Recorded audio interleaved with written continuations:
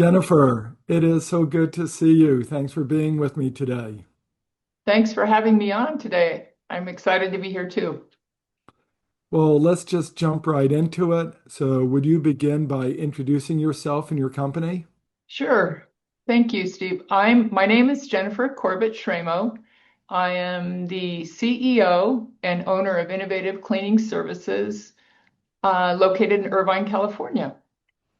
My organization largely cleans single tenant occupants, and we clean from Carlsbad, California to San Bernardino County to up into the hills in Los Angeles. And for those listening in, I've had the pleasure of knowing Jennifer for quite a while now and had a chance to work with her while she was on the board of trustees for the IFMA Foundation, where we wrote some books on the business of green cleaning for IFMA. And I have an enormous amount of respect for this person and absolutely delighted that you would join us today. So let's get into our discussion. Would you begin by telling us why you care about sustainability? Well, I think the first and foremost reason that comes to mind with that question is my product's a human being. I don't make a copier. I don't make a bicycle. I provide commercial cleaning services. And in order to do that, I hire wonderful human beings to do this work. And it's so gratifying to me to be able to do this. And it also partners well with my education in the sciences. And in the old days, when I used to be a little more organic than I am now, I began to love this earth even more. And so it's kind of a combination of that people and planet and profit that we're always talking about, that Venn diagram that's so embedded in our hearts. And I'm sure your employees really like you, and I'm sure that helps them improve their performance and show up to work reliably. I believe so. I hope so. So let's get into some more about sustainability. Would you share some of the things you're hearing from your customers about what they expect and what they're experiencing and how it affects your company? As I said earlier in this presentation, most of my customers are single tenant occupants, larger organizations, and they have their corporate ESGs, they have different types of measurements, they want to know what type of impact they're making on the environment. So literally every RFP that we're getting nowadays has a component in it that's asking us what we're doing for sustainability, not only for our own organization, but how are we going to bring it to their organization. So can you share with us some of the things that you are doing and, to, stimulate some thoughts from some of our listeners about things that they might consider? So, Steve, one of big, um, my big concepts for sustainability are built upon productivity. We've talked about this many, many times.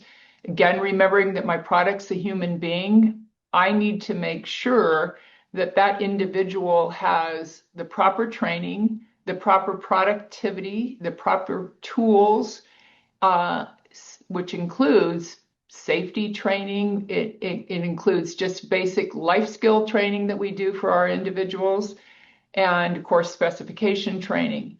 But without communication with our employees and their development, then our organization isn't going to go anywhere. And I love that you have always respected my productivity concept because I'm very, very passionate about it. And I do respect that a lot. As a matter of fact, for those listening, a number of Jennifer's thoughts she shared with me are now embedded in the new LEED version 5 rating system. So thank you for your contribution on that. But beyond just what you do for your people, what are some of the other sustainability initiatives that your company does?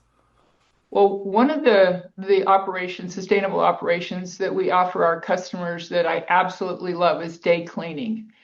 And I have a really good example of that. We have an aerospace manufacturer that covers 699,000 square feet.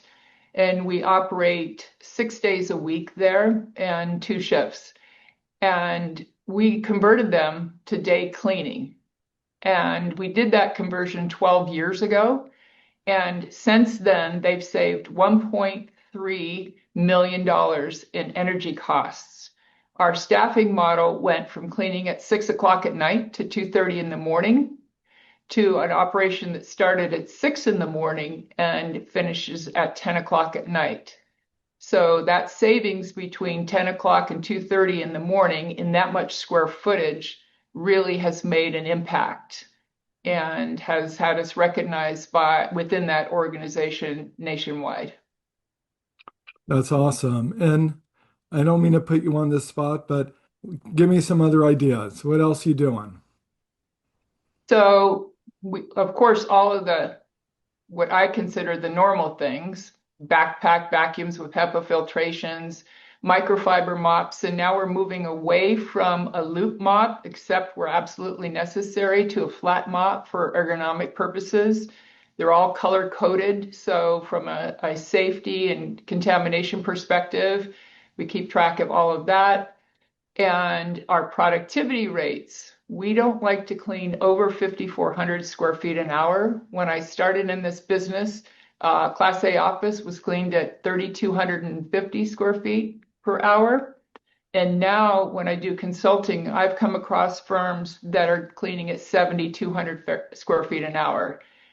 And so the hardship, I think, that puts on the client's environment and the employee is hugely impacted by that. So the way we set up our proposals and cost models, they have us cleaning at a slower pace, and it's very transparent. So when I sit down with a client, I give them a cost analysis that shows all the wages, all the hours, all the titles, all the profit, all our load.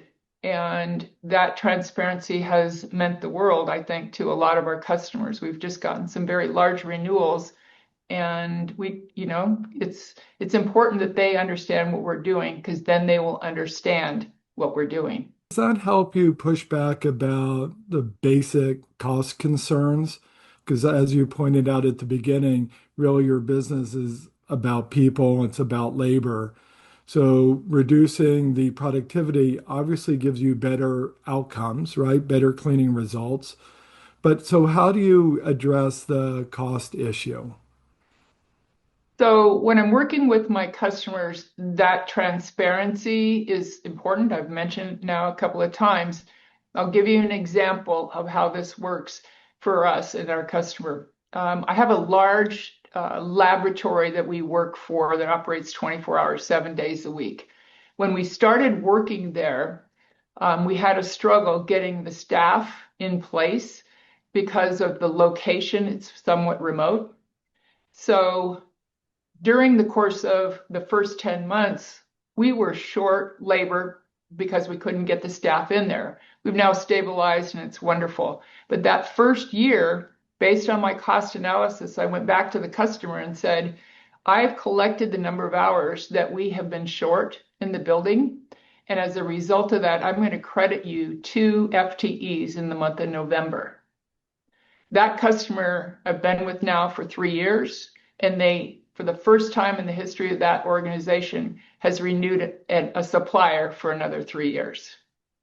So it's important they understand what they're getting, and that you as a supplier are being very, very clear about what you're getting and be honest with them.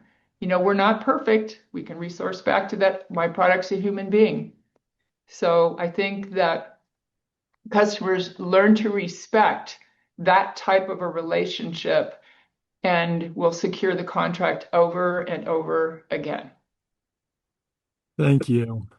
So shifting gears just a little bit, Mhm. um, you've been working on this kind of stuff for quite a while. Yeah. What kind of advice would you have for facility service providers who are just getting started on their sustainability journey? So I think one of the first things that I would recommend is that they look to the ISSA organization and look at getting their SIM certification.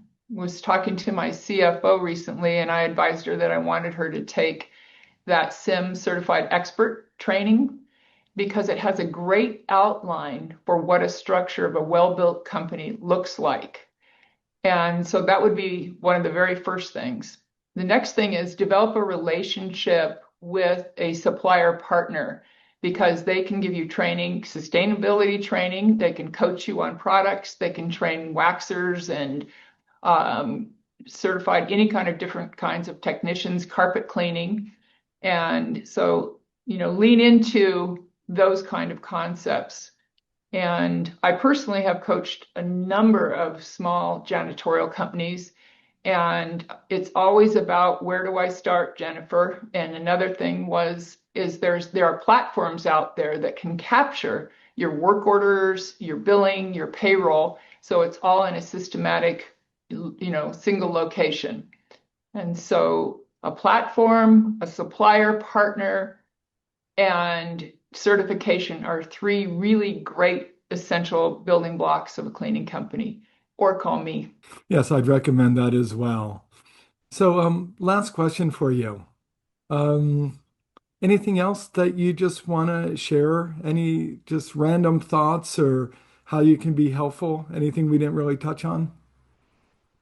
At this point, I'm probably going to just circle back to the very beginning, and that is remember it's not profit first, it's people. Because if you have a happy custodian and a stable custodian, they're going to do great work for you and they're going to have good end results with the client. And then that client's going to renew. And that's a remarkable pat on the back for being able to work hard and have those great employees. Jennifer, thank you so much. You're awesome. I really appreciate your time today. Thank you, Steve.